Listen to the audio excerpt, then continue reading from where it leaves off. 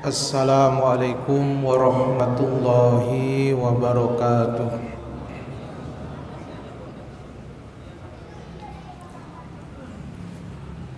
Innal hamdalillah nahmaduhu wa nasta'inuhu wa nastaghfiruh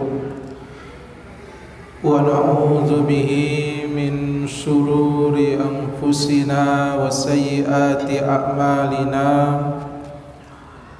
Man yahdihillahu fala mudilla lahu wa man yudlilhu fala hadiya lahu. Ashhadu an la ilaha illallah wahdahu la syarika lahu wa ashhadu anna Muhammadan abduhu wa rasuluh la nabiyya wa la rasula ba'dah. يا أيها الذين آمنوا اتقوا الله حق تقاته ولا تموتن إلا وأنتم مسلمون يا أيها الذين آمنوا اتقوا الله وقولوا قولا سديدا يصلح لكم أعمالكم ويغفر لكم ذنوبكم ومن يطع الله ورسوله فقد فاز فوزا عظيما. وبعد. Kaum muslimin wal muslimat jamaah salat maghrib Masjid Al-Hikmah yang mudah-mudahan kita semua senantiasa dirahmati dan diberkahi oleh Allah Subhanahu wa taala. Alhamdulillah, kita bersyukur kepada Allah Subhanahu wa taala atas terus-menerusnya nikmat yang hingga malam hari ini Allah berikan kepada kita semua. Kendatipun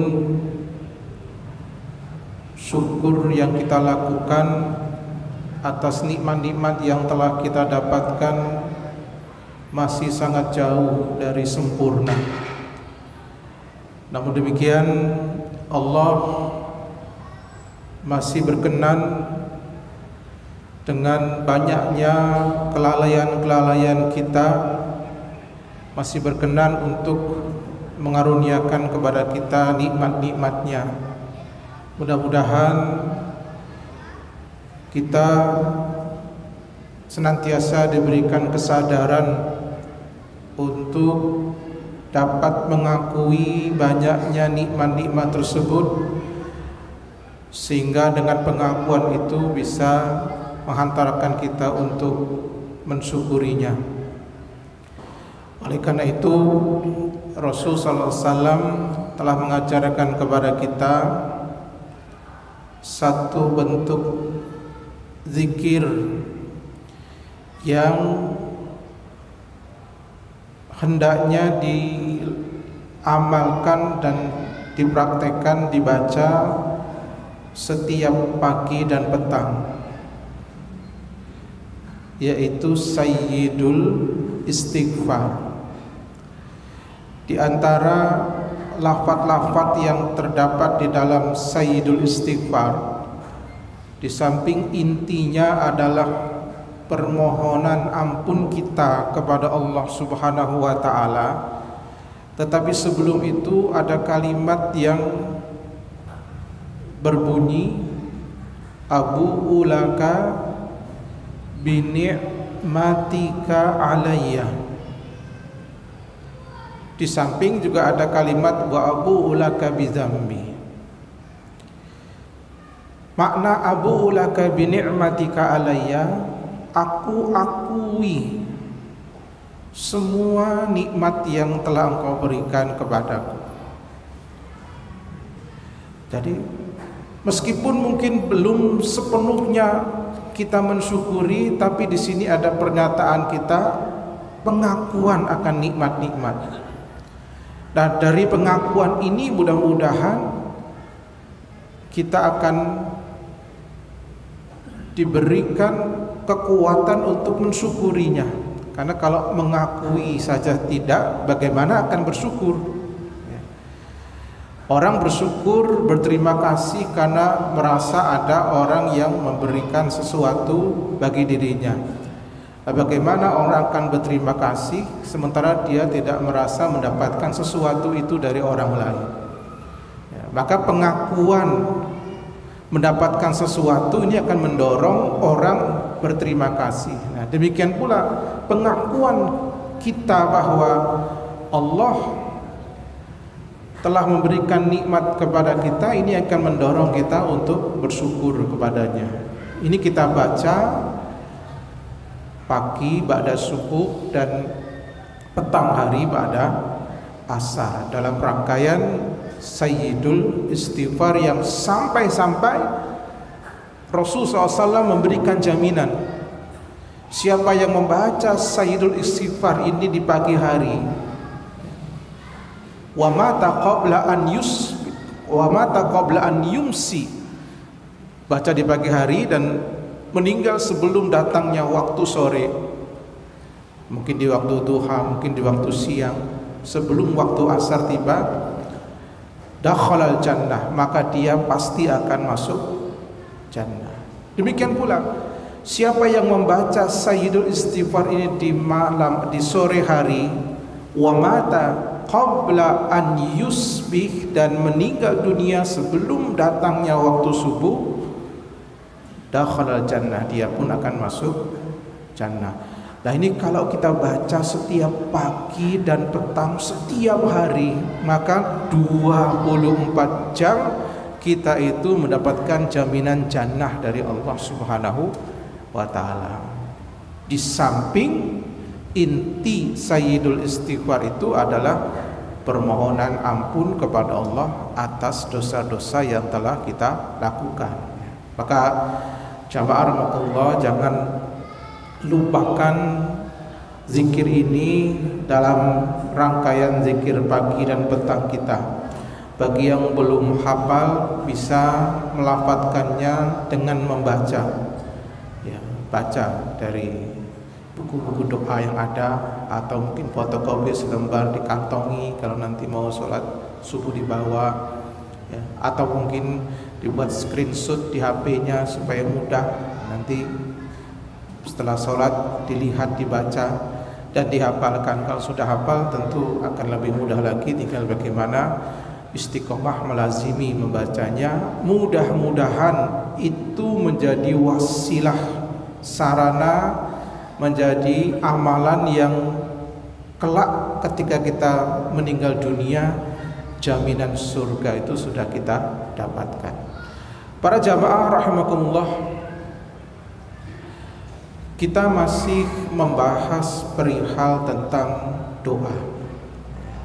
Jadi bahasan doa ini memang sangat panjang dan ragamnya juga banyak. Pada malam hari ini kita akan membahas salah satu untayan doa yang dibaca atau dilafadzkan oleh setiap kita setiap harinya, baik dalam sholat maupun di luar sholat. Apa yang akan kita bahas yaitu tentang doa mohon keberkahan. Doa mohon keberkahan, dan bagaimana supaya kita menjadi hamba yang diberkahi. Yang paling mudah kita dapati doa mohon keberkahan itu dalam salam yang kita ucapkan. Kita salam mengucapkan Assalamualaikum warahmatullahi wabarakatuh. Dalam sholat itu kita baca, dan kita ketika bertemu dengan sesama kita pun kita membaca itu, dan yang menjawab pun juga membaca itu. Kalau orang yang salam mengucapkan assalamualaikum warahmatullahi wabarakatuh, maka yang menjawab juga harus seperti itu. Fa idza huyyitum bi tahiyyatin fahayyu bi ahsana minha aw rudduha. Jika kalian disalami, diberikan penghormatan, ucapan penghormatan, maka balaslah dengan yang lebih baik atau setidaknya yang setara dengannya, sebanding dengannya. Kalau salamnya berbentuk assalamualaikum, jawaban minimalnya waalaikumsalam. Lebih baik kalau ditambah warahmatullah. Lebih baik lagi kalau jawabannya warahmatullah ditambah lagi wabarakatuh. Ya. Jadi kalau seseorang mengucapkan salam dengan assalamualaikum, itu mendapatkan 10 kebaikan, 10 poin.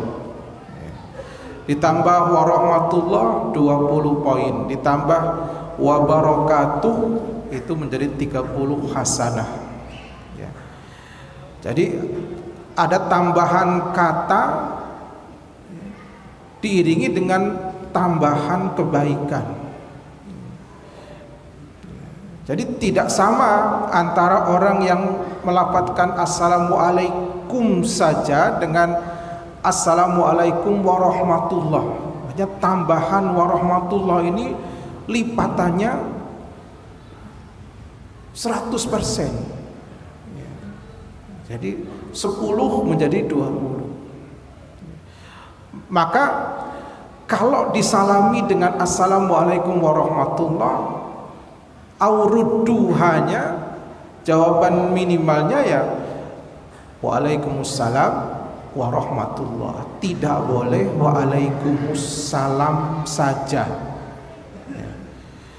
Karena salamnya assalamualaikum warahmatullah, tidak boleh jawabannya waalaikumsalam. Jadi minimal waalaikumsalam warahmatullah, lebih utama ditambah dengan wabarakatuh. Begitu seterusnya. Nah, kita tidak membahas apa itu makna salam, apa itu makna rahmat, tapi kita akan membahas al-barakah, wabarakatuh. Di dalam kitab yang disusun oleh Imam Ibnu Qayyim, juga disebutkan oleh Imam Ar-Raghib Al-Asfahani, dijelaskan bahwa pengertian barokah, al-barakah hiya subutul khairil ilahi ala syai'in. Subutul khairil ilahi ala syai'in. Subut itu artinya tetap. Tetapnya kebaikan ilahi pada sesuatu. Atau dalam bahasa bebasnya adalah sesuatu yang mendapatkan kebaikan dari Allah secara tetap dan terus menerus. Jadi sesuatu yang diberkahi berarti sesuatu itu diberi kebaikan oleh Allah secara terus menerus. Karena makna barokah, barokal ibil, ibil menderum, menderum itu artinya duduk. Nah, duduknya onta itu duduknya mesti mapan ya.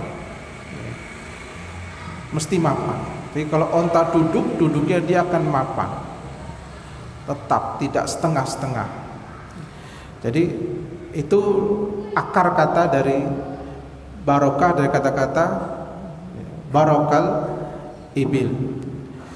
Jadi sesuatu yang tetap dan terus menerus. Nah, dikaitkan dengan din, maka kebaikan dari Allah pada sesuatu yang sifatnya dawam wal istimrar, terus menerus. Jadi sesuatu itu mendapatkan kebaikan terus menerus dari Allah. Itu barokah. Tentu ketika kita disalami, didoakan oleh orang lain, Assalamualaikum warahmatullahi wabarakatuh, berarti memang kita ini didoakan oleh orang itu agar menjadi hamba yang diberkahi Allah. Begitu pula ketika kita membalas salam dengan kalimat yang sama, Waalaikumsalam warahmatullahi wabarakatuh, maknanya kita juga mendoakan orang yang menyalami kita itu juga agar dia mendapatkan keberkahan dari Allah. Nah, orang yang diberkahi disebut dengan sebutan mubarak. Mubarak itu orang yang diberkahi, orang yang mendapatkan berkah. Kalau perbuatannya memberikan berkah, berarti barokah. Barakallahu laka wa baraka alaika wa jama'a bainakuma fi khair. Ini lafaz doa kepada kedua mempelai ketika selesai melakukan akad nikah, didoakan agar keduanya mendapatkan keberkahan. Jadi siapa yang memberikan berkah, karena tadi dari sisi makna barokah itu kebaikan yang datang dari Allah, berarti yang memberikan berkah itu ya Allah. Jadi maka tidak ada manusia yang bisa memberikan berkah. Yang dapat berikan berkah itu adalah Allah Subhanahu wa ta'ala. Manusia itu sebagai perantara. Di dalam Al-Quran, kata-kata mubarak itu terdapat di dalam surat Maryam. Itu mengenai kisahnya Nabi Isa alaihi salam. Wa ja'alani mubarakan ainama kuntu. Wa ja'alani mubarakan ainama kuntu. Dan aku dijadikan Allah sebagai hamba yang diberkahi. Wa ja'alani mubarakan ainama kuntu, dimanapun aku berada. Ini Nabi Isa alaihissalam mengabarkan kepada kita dan diabadikan oleh Allah bahwa beliau adalah hamba yang mubarak, hamba yang diberkahi. Apa makna mubarak? Tafsir dari kata mubarak ini, kita mengutip pernyataan dari Imam Ibnul Qayyim Al-Jauziyah rahimahullah. Wa ja'alani mubarakan, surat Maryam ayat 31 gitu ya. Qala Ibnul Qayyim Al-Jauziyah rahimahullah, makna mubarakan ainama kuntu, yang pertama adalah mu'alliman lil khair.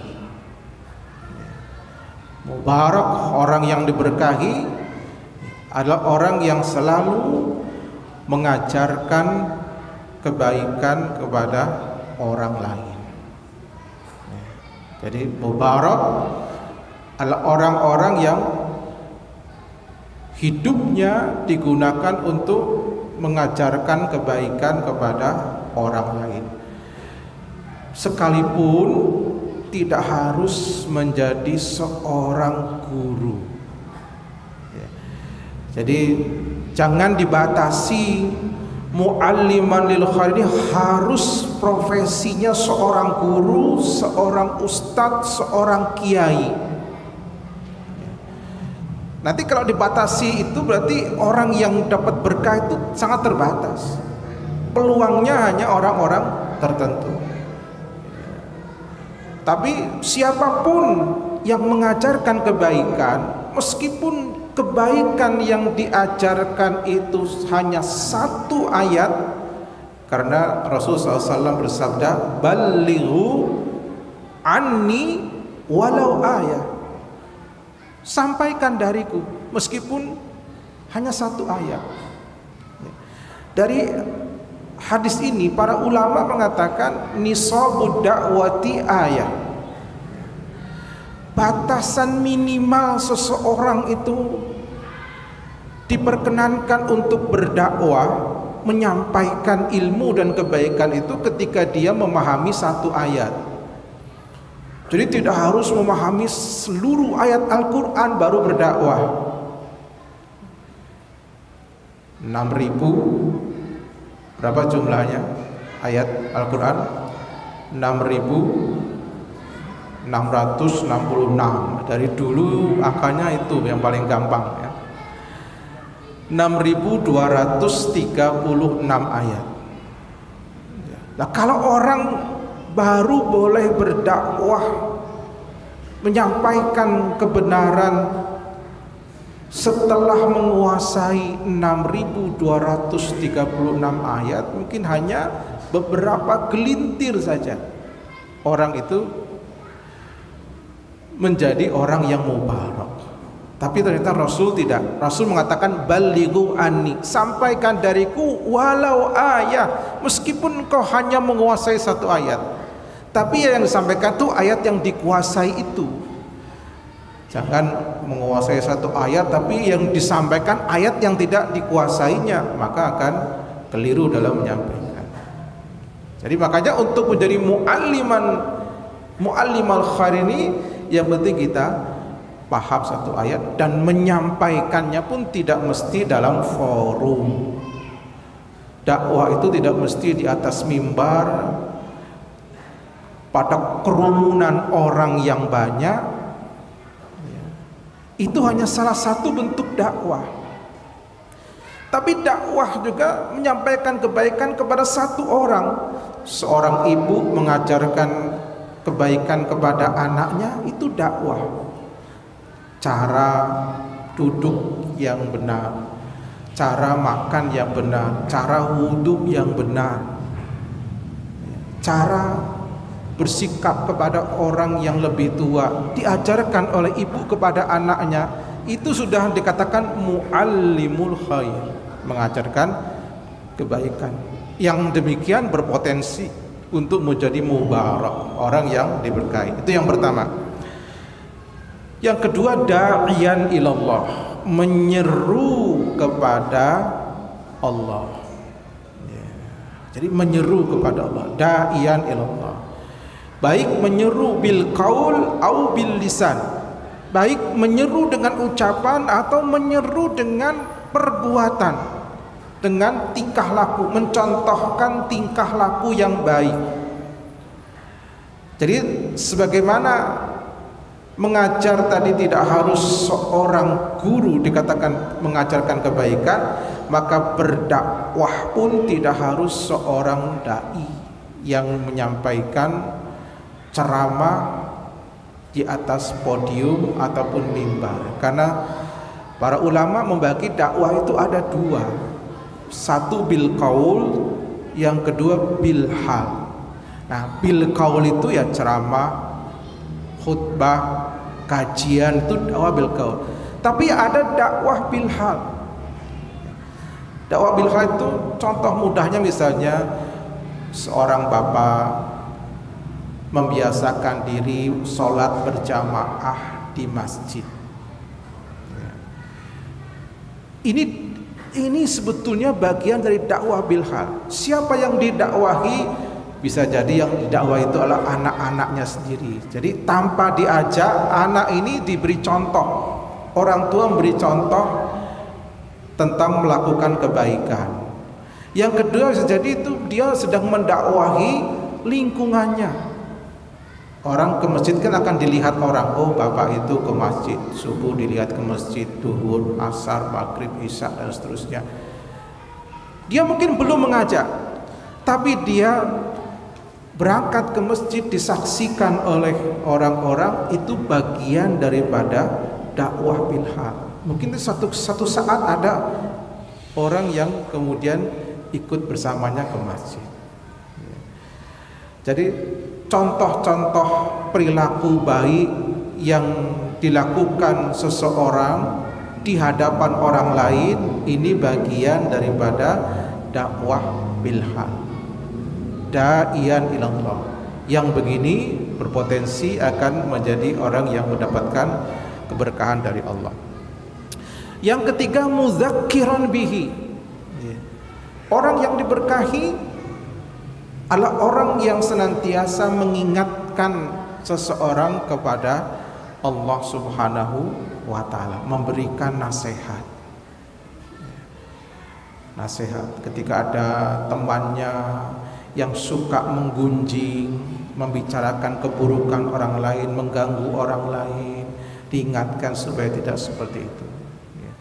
Ketika ada temannya yang suka memberikan komentar-komentar yang menyakitkan, diingatkan. Muzakkiran bihi, itu juga orang yang akan mendapatkan keberkahan dari Allah karena mengingatkan orang lain dari melakukan keburukan-keburukan agar mendapatkan keridhaan dari Allah Subhanahu wa ta'ala. Dan yang keempat, kata Ibnu Qayyim, muraghiban fi ta'atihi. Orang yang mendapatkan predikat mubarak itu adalah orang yang senantiasa memotivasi orang lain untuk taat kepada Allah. Muraghiban fi ta'ati, memberikan motivasi, dorongan-dorongan ya, agar orang itu tergugah hatinya untuk melakukan ketaatan kepada Allah Subhanahu wa ta'ala. Makanya di dalam kitab-kitab itu ada karya ulama yang membahas tentang masalah-masalah targhib. Sampai ada buku judulnya memang At-Targhib Wat Tarhib, kumpulan hadis-hadis, ayat-ayat yang berisi tentang motivasi mengajarkan atau melakukan sesuatu, dan juga tarhib itu kebalikannya, itu ancaman meninggalkan sesuatu. Misalnya motivasi fadilah tentang sholat, apa keutamaan melaksanakan sholat, itu ranahnya ranah targhib ya. Tapi di sisi lain juga dibahas tentang at-tarhib, ancaman-ancaman bagi orang yang meninggalkan sholat. Itu disusun oleh Al-Imam Al-Hafidh Al-Munziri rahimahullah. Dia menyusun buku judulnya At-Targhib Wat Tarhib, khusus membahas tentang ayat hadis yang berisikan motivasi beramal atau fadilah amal dan ancaman-ancaman bagi orang yang meninggalkan amal-amal tertentu. Itu sampai ada jumlahnya, itu ada 8 jilid ya. Begitu banyak ya, ya, ayat-ayat dan hadis-hadis yang berisi motivasi yang mudah-mudahan ya, dengan adanya orang yang terketuk hatinya, tergugah jiwanya mengamalkan sesuatu karena motivasi darinya, maka dia akan menjadi orang yang diberkahi Allah Subhanahu wa ta'ala ya. Jadi kalau kita cermati jamaah rahimakumullah, 4 poin ini semuanya itu bukan terkait dengan diri sendiri, tapi orang lain, mengajarkan, mendakwahkan, memotivasi. Ini kan artinya orang yang mubarak itu bukan orang yang kebaikannya hanya untuk dirinya, tapi kebaikannya menular, dirasakan oleh orang lain. Makanya Rasulullah SAW bersabda, khairun nas anfa'uhum linnas. Sebaik-baik manusia yang keberadaannya itu memberi manfaat bagi orang lain. Jadi keberadaannya memberikan manfaat kepada orang lain. Semakin banyak seseorang atau orang yang dapat mengambil manfaat dari diri kita, maka kita itu akan menjadi orang yang semakin baik dalam pandangan Allah dan Rasulnya. Apapun bentuk kemanfaatan yang kita bisa bagikan kepada orang lain, Maka juga kita dapati Rasul SAW ketika memberikan motivasi kepada Ali bin Abi Thalib, apa kata Rasul? La'an yahdiyallahu bika rajulan wahida khairun laka min humurin ni'am. Jika melalui perantaraanmu Allah memberi petunjuk, memberi hidayah kepada satu orang saja, maka itu lebih baik bagimu daripada engkau mendapatkan onta merah. Onta merah itu kendaraan yang paling mewah di masa itu. Kiaskan hari ini apa? Ya. Apa Lamborghini, apa Alphard, ya, apalah itu. Pokoknya kendaraan yang paling mewah. Ya. Rasul hanya mengatakan la'an yahdiyallahu bika rajulan wahida. Jadi andai kata kita mengajak orang lain hanya satu orang saja yang mau ikut, yang kemudian melakukan kebaikan-kebaikan yang kita dakwahkan tadi, yang kita ajarkan tadi, yang kita motivasi tadi, maka cukuplah itu, balasannya lebih besar dibandingkan mendapatkan anugerah kendaraan yang mahal. Mengapa? Karena orang yang menjadi baik melalui perantaraan kita, maka seluruh amal orang itu akan mengalir untuk diri kita. Oh, ini luar biasa. Orang dikasih Alphard bisa rusak, Pak. Ya. Tapi pahala ini mengalir terus. Ya. Mengalir terus. Kita sudah meninggal dunia, yang kita ajari masih hidup, dan dia mengajarkan kebaikan itu kepada orang lain, itu akan tidak habis-habisnya sampai hari kiamat. Mungkin yang kita ajari juga sudah meninggal dunia, tapi sebelum meninggal dia sudah mengajarkan kepada orang lain. Orang yang diajarkan tadi sudah mengajarkan lagi kepada orang lain. Begitu seterusnya. Kita sudah meninggal, yang kita ajari meninggal, tetapi estafeta ilmu yang disampaikan itu menyebar kepada orang banyak. Maka khairun min humurin ni'am. Itu jika yang mendengar, mengikuti itu hanya satu orang. Bagaimana kalau lebih dari satu orang? Kita di keluarga aja mungkin punya anak 2, 3, 4 anak, itu kita ajari semua mengikuti apa yang kita arahkan. Itu seluruh amal anak kita mengalir kepada kita. Kalau anak ini nanti mengajarkan kebaikan itu buat teman-temannya, seluruh kebaikan teman-temannya itu akan mengalir kepada kita. Begitu seterusnya para jamaah rahimakumullah. Mubarak, diberkahi Allah Subhanahu wa taala karena mualliman lil khair tadi, mengajarkan kebaikan, da'iyan ilallah, ya, menyeru kepada Allah, muzakkiran, ya, mengingatkan kepada Allah, dan muraghiban, memberikan motivasi, ya, untuk melakukan ketaatan kepada Allah. Kalau kita cermati di surat Maryam ayat 32-nya, ya, setelah Allah Subhanahu wa taala berfirman wa ja'alani mubarakan ainama kuntu, ya, kemudian di penghujung ayat 31 dikatakan wa ausani bis salati. Di sini dijelaskan ada 5 ciri orang yang hidupnya akan mendapatkan keberkahan dari Allah Subhanahu wa taala, ya, dalam ayat ini 3132 ini. Yang pertama, ausoni bis salati. Kalau kita ingin mendapatkan berkah, maka jagalah salat. Menjaga salat. Salat apa yang dijaga? Salat yang dijaga minimal sekali tentu salat yang fardu, ya.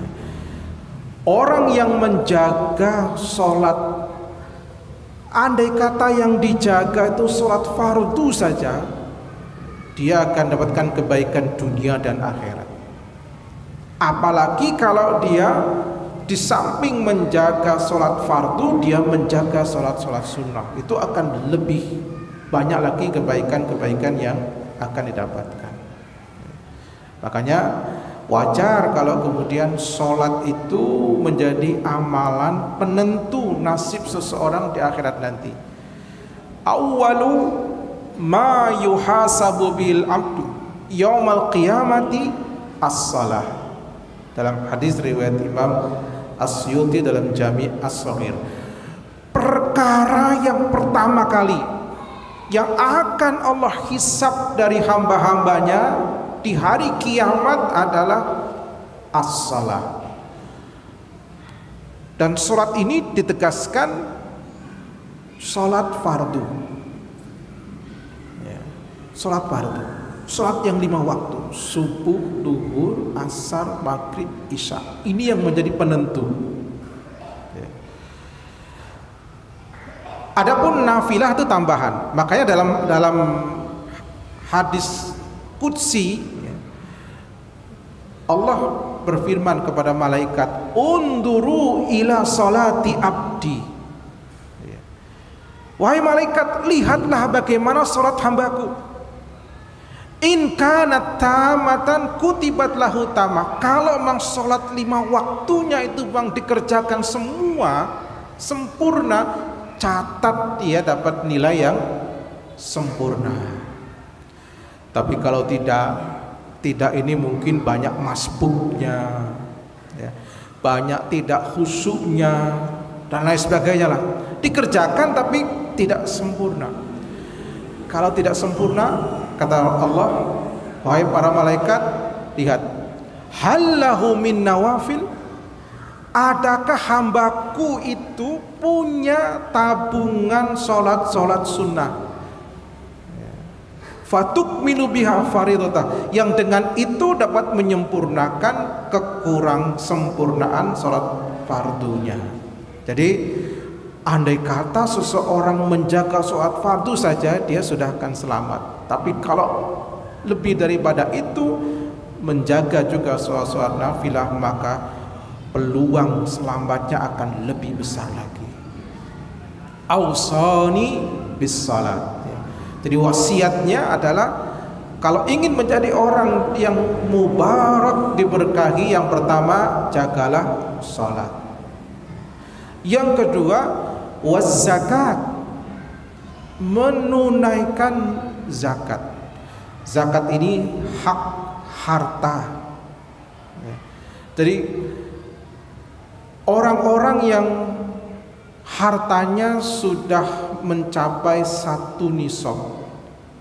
Ukuran 1 nisab itu adalah 85 gram emas atau 595 gram perak. Kalau untuk hari ini yang menjadi ukuran itu 595 gram perak, bukan 85 gram emas. Mengapa?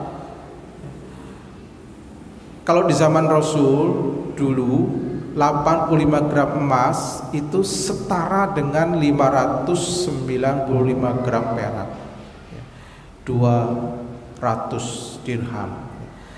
Tapi sekarang tidak, emas harganya jauh lebih mahal dibandingkan perak ya. Jadi kalau 85 gram emas, kalau 1 gramnya 1 juta, 85 juta. Tapi 595 gram perak, perak itu 1 gram paling berapa ribu? Mungkin 10 ribu. Jadi kalau katakanlah 10 ribu berarti cuma 5 juta 990 ribu, 6 juta katakanlah. Maka para ulama mengatakan untuk ketika terjadi perbedaan selisih harga antara emas dan perak, yang dijadikan patokan itu nisab perak yang lebih kecil, sehingga lebih banyak orang yang bisa mengeluarkan zakat. Kalau emas tidak semua orang punya uang 85 juta, tapi kalau 5 juta atau 6 juta besar kemungkinan banyak orang yang punya dan berarti banyak orang yang bisa mengeluarkan zakat. Baik, karena waktu Isya sudah tiba, kita skors dulu untuk melaksanakan sholat Isya berjamaah terlebih dahulu. Billahi taufik, wassalamualaikum warahmatullahi wabarakatuh. Bismillah, alhamdulillah, wassalatu wassalamu ala rasulillah wa ala alihi wa ashabihi wa man wala, amma ba'd. Jamaah rahmatullah, kita lanjutkan orang-orang yang akan mendapatkan keberkahan. Kriteria yang pertama adalah menjaga sholat, wa awsani bis salat. Kemudian yang kedua, waszakat, menunaikan zakat jika harta yang dimiliki memang sudah sampai kepada satu nisab. Dan nisab harta tadi sudah kita sampaikan, kalau emas berupa 20 keping dinar emas. Satu dinar itu beratnya 4/4 gram. Jadi kalau dikali 20, 85 gram. Kalau perak itu 200 keping dirham.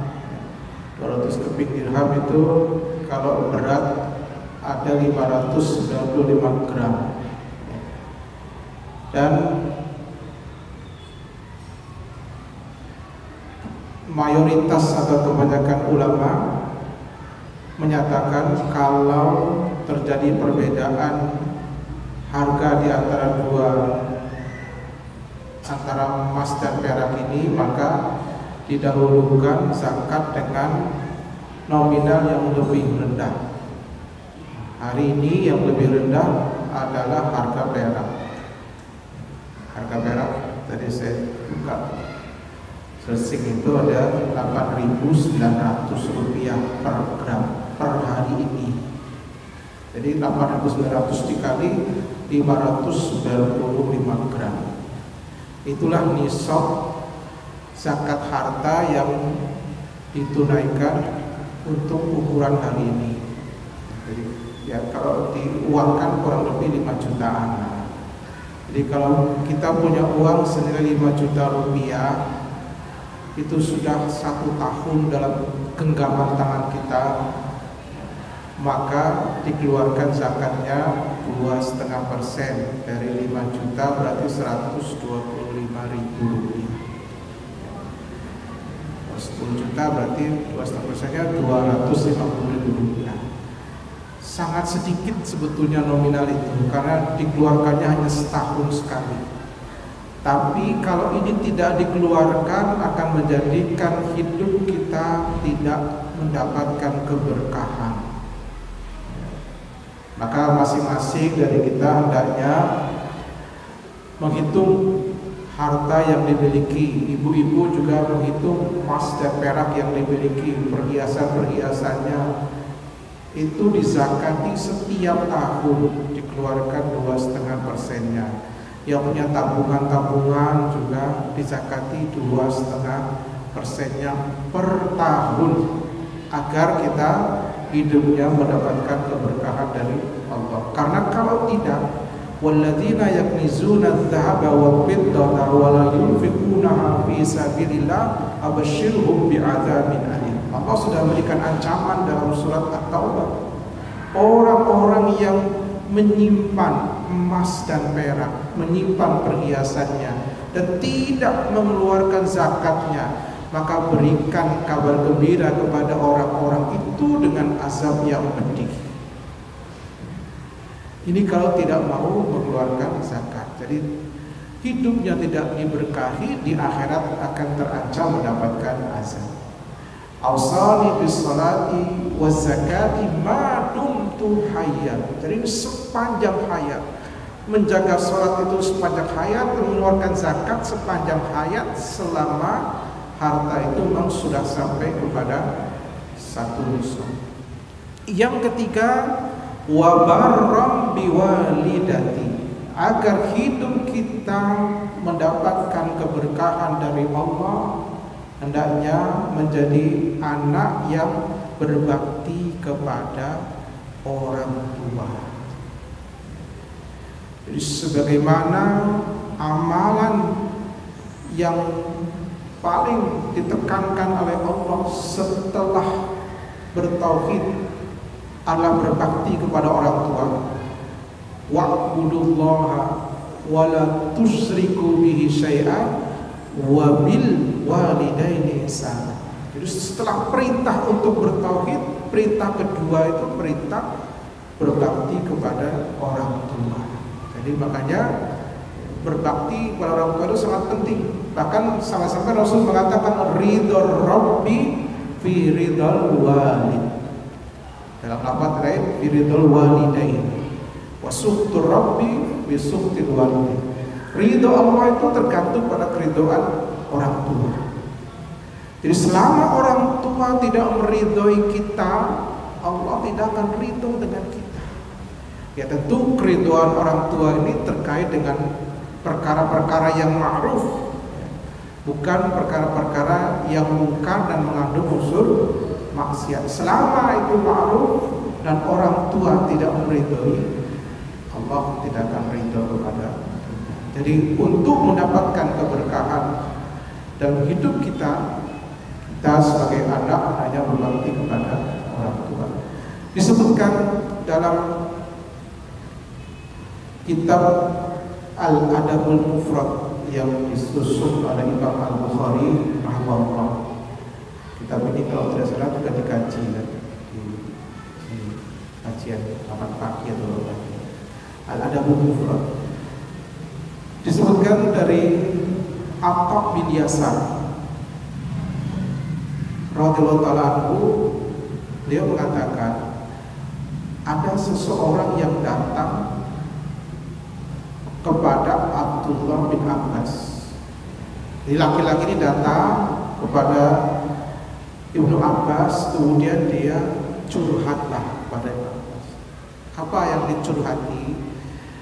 Kata laki-laki itu, aku menyukai seorang wanita. Lalu aku melamar wanita itu, tapi wanita itu menolak lamaranku. Kemudian beberapa waktu setelah itu ada laki-laki lain yang melamar wanita itu. Diterimalah lamaran laki-laki itu. Lalu ghirtu, aku cemburu, kata orang ini. Tak disebutkan siapa orangnya, kata oleh Yasar atau bin Yasar. Aku cemburu dan lalu aku bunuh wanita itu. Jadi ternyata kisah patah hati itu sudah ada sejak zaman dulu. Bukan hanya orang hari ini. Jadi kalau hari ini ada orang yang cintanya ditolak kemudian membunuh wanita yang dicintai, ternyata di zaman Ibnu Abbas itu sudah terjadi kasus seperti itu. Nah, pertanyaannya itu apa? Halli min taubah. Apakah aku bisa bertaubat dari dosa membunuh? Dia tidak menceritakan kejadian itu kapan, tapi intinya adalah bagaimana aku bisa bertaubat dari dosa ini. Kata Ibnu Abbas, tanya, apakah ibumu masih hidup? Kata orang yang membunuh tadi, ibuku sudah meninggal dunia, wahai Abbas. Kalau begitu, kata Abbas, kalau begitu bertaubatlah engkau dengan tulus kepada Allah Subhanahu wa taala dan bertakarrublah kepadanya dengan amalan apapun yang engkau bisa. Lalu pergilah orang itu, pergi dengan sudah dapat solusi. Solusinya apa? Ya taubat, kemudian beramal soleh sebanyak-banyaknya. Nah, kemudian perawi asar ini, Atha bin Yasar ini kemudian nemuin Ibnu Abbas. Wahai Ibnu Abbas, tadi orang itu menanyakan kepadamu tentang taubat. Lah kok engkau nanyakan apa ibu masih hidup? Ini apa hubungannya taubat dengan ibu masih hidup ini? Karena Atha ini belum paham. Oh, tanyanya bagaimana aku bertobat, kok tanyanya apakah ibu masih hidup? Ditanya, mengapa kau tanya itu? Lalu apa kata Ibnu Abbas? Ini la a'lamu amalan aqrabu ilallah min birril walidah. Sungguh aku tidak mengetahui adanya satu amal yang lebih dapat mendekatkan diri seseorang kepada Allah melebihi berbakti kepada ibunya. Jadi dalam pandangan Ibnu Abbas, berbakti kepada orang tua ini amalan yang paling dapat menjadikan seseorang itu bertakarub kepada Allah dengan sedekat-dekatnya. Bukan berarti tidak ada yang lain, tapi ini yang paling utama. Jika orang ingin bertakarub kepada Allah, setelah iman dan tauhid, bertakarublah dengan berbakti kepada orang tua. Jadi makanya kalau kita ingin diberikan keberkahan hidup kita, berbakti kepada orang tua, minta doa dari orang tua. Doa orang tua itu mustajab. Jadi salah satu di antara 3 doa yang mustajab itu adalah doa orang tua untuk kebaikan anaknya, bahkan juga doa orang tua atas keburukan anaknya. Jadi orang tua ini berdoa apapun untuk anaknya ini mustajab. Apakah dia berdoa untuk kebaikan, doa lahu lil walad, lahu untuk kebaikan, atau doa alaihi mendoakan keburukan. Ini dua-duanya doa orang tua ini mustajab.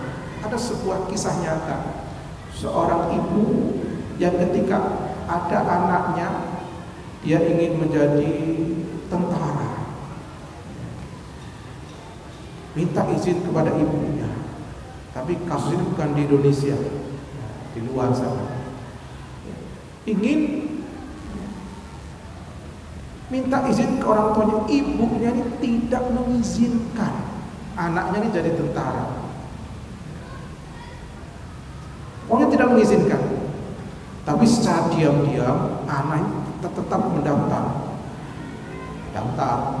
ujian fisik, ujian tulis, ujian segala macam, itu semua lulus. Tinggal satu ujian yang belum dilakukan, yaitu ujian tentang matanya. Dia ini penglihatannya bagaimana, baik atau tidak. Semua sudah lulus, tinggal satu itu ujian. Nah, ibunya ini kemudian berdoa kepada Allah, ya Allah, karena aku tidak meridhoi anakku menjadi tentara, maka bentangkanlah kedua mata anak. Malam itu ibunya berdoa supaya anaknya matanya buta. Bangun tidur itu anaknya sudah tidak bisa melihat lagi. Padahal tidak kecelakaan apa-apa. Pokoknya bangun tidur melek matanya nggak bisa melihat. Jadi doa orang tua itu luar biasa. Jadi doa baik untuk keburukan atau untuk kebaikan ini mustajab. Maka hati-hati kita sebagai orang tua, kalau berdoa, doalah yang baik-baik. Jangan mudah untuk berdoa kepada anak dengan yang buru-buru. Kadang-kadang tambah saya kita katakan dasar anak nakal. Nah ini kan mungkin kita karena jengkel sama anak, sudah dinasihati berkali-kali, masih main, masih mecahkan piring, masih ngotorin lantai. Dasar anak nakal. Nakal betulan Pak, karena didoakan sama orang tuanya. Makanya kalau doa itu yang baik, orang Arab itu kalau marah kepada orang lain, itu doanya itu Allah yahdik. Jadi kalau ada orang Arab berbicara kepada kita Allah yahdik, itu sebetulnya dia itu sedang mangkal dengan kita. Tapi kalau nggak paham ya nggak apa-apa, nggak merasa apa-apa. Tapi kalau antum paham bermuamalah dengan mereka, itu mereka ketika mengatakan Allahu yahdik itu, wah betul-betul kita itu sedang lagi dimarahi. Berarti dia sedang cek dengan dia. Tahu nggak artinya Allah yahdik? Semoga Allah berikan hidayah kepadamu. Itu marahnya orang Arab itu mendoakan kebaikan. Nah, jadi kalau mau marah juga seperti itu. Seperti marahnya ibunya Syekh Mahir Al-Mu'addi. Sana pergi kamu, jangan pulang sebelum jadi imam Masjidil Haram. Diusir dari rumahnya tapi didoakan, kamu boleh pulang kalau sudah jadi imam Masjidil Haram. Sekarang beliau jadi imam Masjidil Haram. Nah, itu kalau mendoakan ya kayak gitu. Marah boleh, tapi mendoakannya yang baik-baik. Jangan pulang sebelum jadi preman. Jadi preman betul, Pak. Jadi doakan yang baik-baik. Jadi kita sebagai orang tua mendoakan kebaikan kepada anak. Kita sebagai anak berbaktilah dengan orang tua agar kita mendapatkan wa barram bi waladi. Itu yang ketiga. Yang keempat, walam yaj'alni jabbar. Agar kita mendapatkan keberkahan, jangan menjadi jabbar. Dalam tafsir jabbaran di sini tidak menjadikanku orang yang sombong. Jabbaran mutakabbir. Jadi kalau ingin hidupnya diberkahi oleh Allah, jangan menjadi orang yang sombong. Jadilah orang yang tawadhu lawan sombong. Orang yang tawadhu dijamin oleh Rasulullah SAW akan mendapatkan kemuliaan dunia, lebih-lebih kemuliaan akhirat. Man tawadhu'a lillahi rafa'ah. Siapa yang bersikap tawadhu, rendah hati, tidak sombong, maka Allah yang akan mengangkat dia di hadapan manusia. Jadi Allah yang akan meninggikan derajat seorang hamba yang dia itu berlaku tawadhu. Tapi sebaliknya, kalau sombong, Allah juga yang akan menjatuhkan orang itu di dunia dan lebih-lebih nanti di akhirat. Di akhirat Rasulullah mengatakan, la yadkhulul jannah man kana fi qalbi mithqala dzarratin min kibrin. Karena setitik kesombongan ini bisa membuat seseorang terhalang dari masuk surga. Maka kalau kita ingin berkah hidup kita, hindari sikap sombong. Orang itu bisa sombong karena biasanya punya kelebihan dibandingkan yang lain. Mungkin dia punya kelebihan di bidang harta, mungkin dia punya kelebihan di bidang ilmu, punya kelebihan di bidang jabatan, punya kelebihan di bidang fisik, dan lain sebagainya.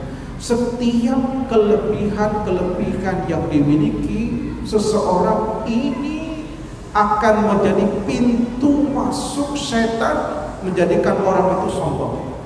Maka hati-hati, jangan lupa orang-orang siapapun dari kita, ketika Allah memberikan kelebihan-kelebihan kepada kita, bersikaplah sebagaimana Nabi Sulaiman bersikap. Apa kata Nabi Sulaiman? Ketika Allah berikan kerajaan, Allah anugerahkan kenabian, Allah berikan kemampuan untuk bisa berbicara dengan hewan, Allah tundukkan bangsa jin, Allah tundukkan angin untuk beliau. Semua itu ditundukkan oleh Allah kepada Nabi Sulaiman. Tapi semua kelebihan yang beliau dapatkan itu, beliau hada min fadli rabbi liyabluwani ashkuru akfur. Beliau tidak bangga dengan kelebihannya, tapi beliau kembalikan, ini adalah anugerah dari Rabb, bukan dari aku sendiri. Allah yang berikan semuanya kepadaku, liyabluwani, untuk mengujiku apakah aku akan bersyukur atau kufur. Nah, jadi kalau kita diberi harta, hada min fadli rabbi, maka banyak itu mobil-mobil ditulis di belakangnya itu hada min fadli rabbi. Itu yang paling banyak itu di Pakistan sana. Orang-orang yang mendapat Pakistan itu akan melihat Banyak mobil-mobil di belakangnya itu ditulis hadza min fadli rabbi. Itu mengingatkan bahwa harta ini anugerah dari Allah. Kita sehat, hadza min fadli rabbi. Kita punya jabatan, hadza min fadli rabbi. Tubuh kita kuat, hadza min fadli rabbi. Seterusnya semua kelebihan yang kita miliki kita kembalikan semua kepada Allah. Ini akan membuat kita tidak sombong. Itu yang keempat ya. Hidup akan berkah kalau tidak memiliki sifat sombong. Yang terakhir, yang kelima, walam yaj'alni jabbaran syaqiyyan. Syaqiyyan dalam tafsir adalah asiyan. Asiyan itu artinya bermaksiat ya. Jadi tidak melakukan maksiat. Jadi kalau ingin hidupnya diberkahi Allah, tinggalkan segala bentuk kemaksiatan. Karena maksiat itu penyebab pertama Allah akan mencabut keberkahan dari seorang hamba. Walau anna ahlal qura amanu wattaqau la fatahna alaihim barakatin minas samai wal ardh walakin kadzabu fa akhadnahum bima kanu yaksibun. Jadi kalau seseorang itu mendustakan Allah, bermaksiat kepada Allah, maka berkah itu akan dicabut dari dirinya, dari keluarganya, dari negerinya. Jadi kalau kita ingin mendapatkan keberkahan, lazimi ketaatan, hindari kemaksiatan. Ya tentu tidak ada manusia yang maksum, yang tidak pernah berbuat maksiat. Lalu bagaimana? Andai kata kita jatuh kepada kemaksiatan, sesegera mungkin kita mohon ampun kepada Allah Subhanahu wa ta'ala. Sehingga dengan begitu kita akan tetap mendapatkan kebaikan-kebaikan dari Allah Subhanahu wa ta'ala. Inilah 5 hal yang dapat mengantarkan seseorang menjadi mubarakan ainama kuntum, diberkahi oleh Allah dimanapun kita berada, dimanapun sepanjang hayat, madum tu hayat, sepanjang hayat. Kalau 5 hal ini kita amalkan, menjaga sholat, menunaikan zakat, berbakti kepada orang tua, tidak sombong, meninggalkan maksiat, 5 hal ini yang terdapat dalam surat Maryam ini kita lazimi, kita lakukan, maka mudah-mudahan kita akan menjadi orang-orang yang mubarakan ainama kuntum, mendapatkan berkah dari Allah dimanapun kita berada. Wallahu